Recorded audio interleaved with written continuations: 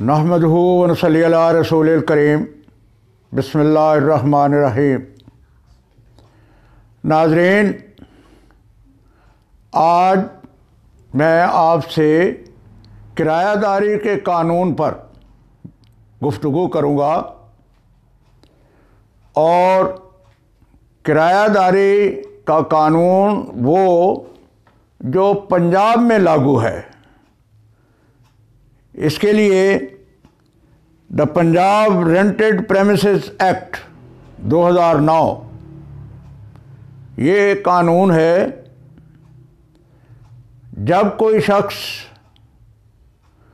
अपनी जायदाद, रिहायशी, वो दुकान हो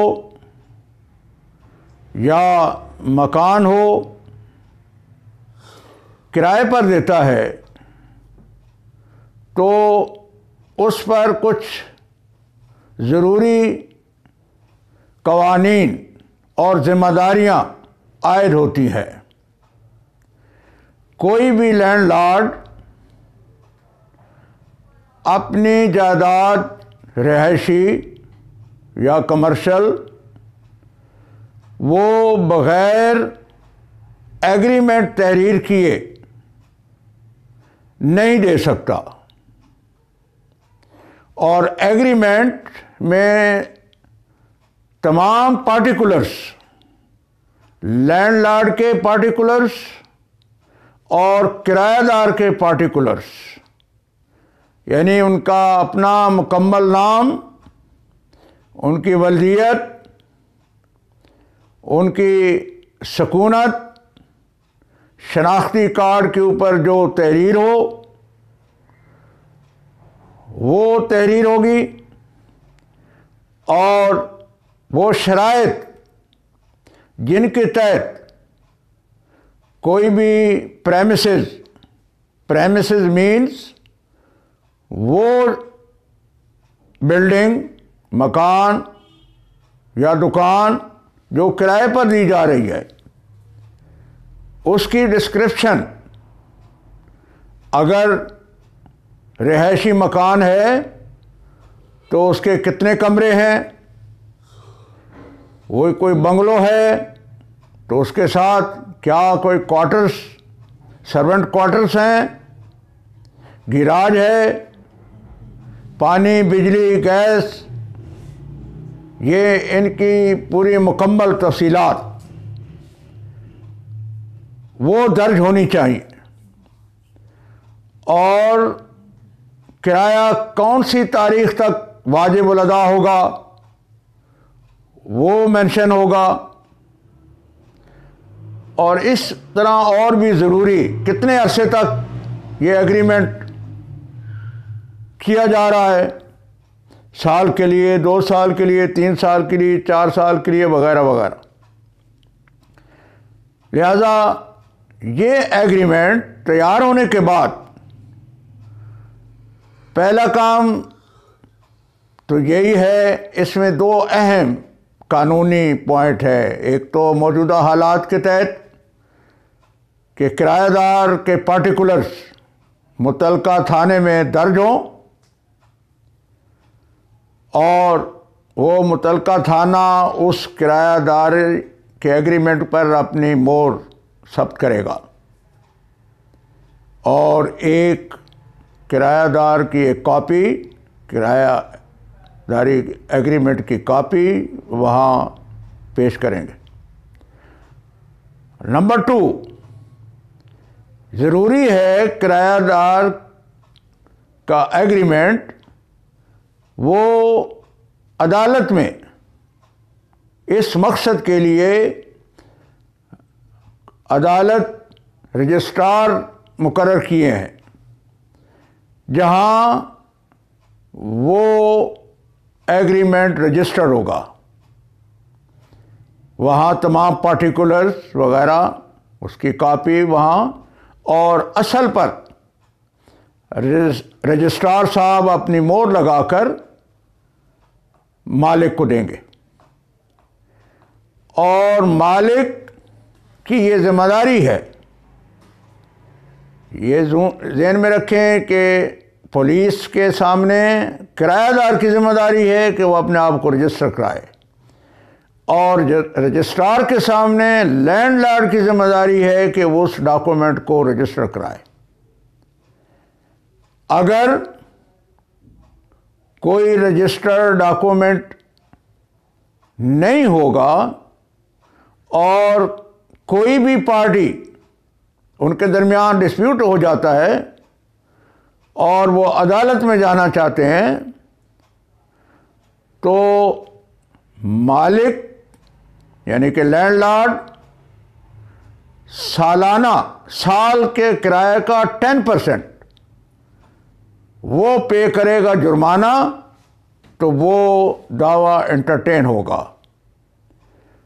और किराएदार अगर जाएगा कोर्ट तो सालाना टोटल किराया का 5% वो जुर्माना अदा करेगा, तब उसकी दरख्वास्त अदालत एंटरटेन करेगी, प्रोसीड करेगी, वरना उसको खारिज कर दिया जाएगा। तो इस तरह ये इब्तिदाई मराइल होते हैं। हाँ, कुछ जिम्मेदारियां हैं लैंडलॉर्ड की, कुछ जिम्मेदारियां हैं टेनेंट की, किराएदार की। किराएदार की जिम्मेदारी ये है कि वो किराया बाकायदगी से जो तारीख एग्रीमेंट में मेंशन की गई है उसके मुताबिक अदा करे। नंबर 2, वो उस प्रेमिसेस को जिस मकसद के लिए लिया गया है, रिहाइश के लिए लिया गया है तो रिहाइश के लिए ही इस्तेमाल होगी, और अगर कोई दुकान जिस मकसद के लिए ली गई है वो उसी मकसद के लिए इस्तेमाल होगी, वो लिहाजा उसके अलावा किसी मकसद के लिए, यानी कि रिहायशी मकान लिया है और उसमें वो गोदाम बना लेता है, तो वो गलत है। लिहाजा किराया वक्त पर और उसकी प्रॉपर्टी की कोई रद्द बदल नहीं कर सकता। मेन कोई रद्द बदल के उसका स्ट्रक्चर बदल जाए। जिस हालत में प्रेमिसेस वो हासिल करेगा उसी हालत में उसको वापस देनी है, और जब उसका एग्रीमेंट की डेट एक्सपायर हो जाए और अगर वो रिन्यू नहीं होता तो फिर वो प्रेमिसेस लैंडलॉर्ड के उस तारीख को वो हवाले करेगा। हाँ, एक और जिम्मेदारी भी है कि लैंडलॉर्ड को वो इजाज़त देगा, अगर लैंडलॉर्ड प्रेमिसेस में उसकी इंस्पेक्शन के लिए, उसकी मरम्मत के लिए आना चाहता है, तो वो उसको रोक नहीं सकता बल्कि उसको इजाज़त देगा। अब लैंडलॉर्ड की क्या जिम्मेदारियां हैं? लैंडलॉर्ड की ये जिम्मेदारियां हैं कि वो ज़रूरी जो ईज़मेंट है, यानी कि पानी, बिजली, गैस, ये सप्लाई वो मनक़ता नहीं कर सकता। उसके बारे में अगर कोई भी लैंडलॉर्ड को शिकायत हो किराएदार से, तो वो स्पेशल ट्रिब्यूनल बनाए गए हैं, जो रेंट कंट्रोलर होता है उसके पास दरख्वास्त दे सकते हैं, वरना वो। हाँ, एक और बात कि कोई भी लैंडलॉर्ड वो अपने पड़ोसियों के लिए न्यूसेंस का बायस नहीं बनेगा, यानी कि लोगों को दाएं बाएं जो उसके रहने वाले हैं मोहल्ले के, उनके लिए वो न्यूसेंस नहीं बनेगा, उनके लिए मसाइल नहीं खड़ा करेगा। अगर कोई भी किरायादार इनके वायलेट करता है तो किरायादार के ख़िलाफ़ एविक्शन पिटीशन दायर हो सकती है। हाँ, अब अगर किरायादार के ख़िलाफ़ दावा हो गया है उसको बेदखली का, तो वो with in 10 days of service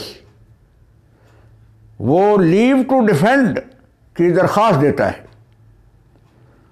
और अगर लीव टू डिफेंड की दरख्वास्त एक्सेप्ट होती है तो उसके बाद फिर आगे एविडेंस का मरहला आएगा।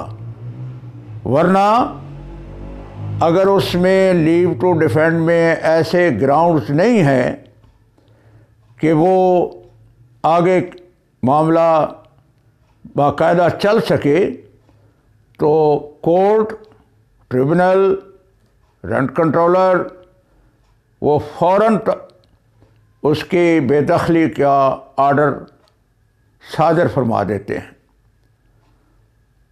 और अगर लैंडलॉर्ड को कोई प्रॉब्लम हो तो ये सिलसिला है, और अगर किराएदार को कोई प्रॉब्लम हो तो वो इसी तरह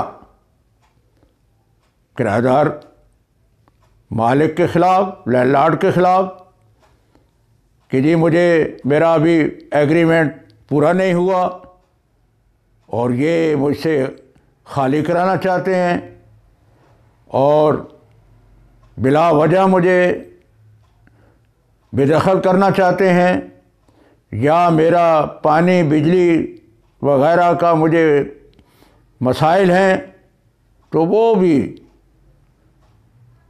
कोर्ट में दावा दायर कर सकता है और स्टे ले सकता है, हुक्म इम्तनाई हासिल हो सकता है।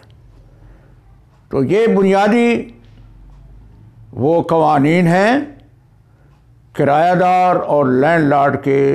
और ये ध्यान में रखें कि ये चूँकि सूबाई मामला है और ये पंजाब की हद तक ये मैंने जो कवानीन आपके सामने पेश किए हैं, तो इंशाअल्लाह आइंदा के लेक्चर में सिंध के बारे में भी मैं मालूमात आपको फराहम करूँगा।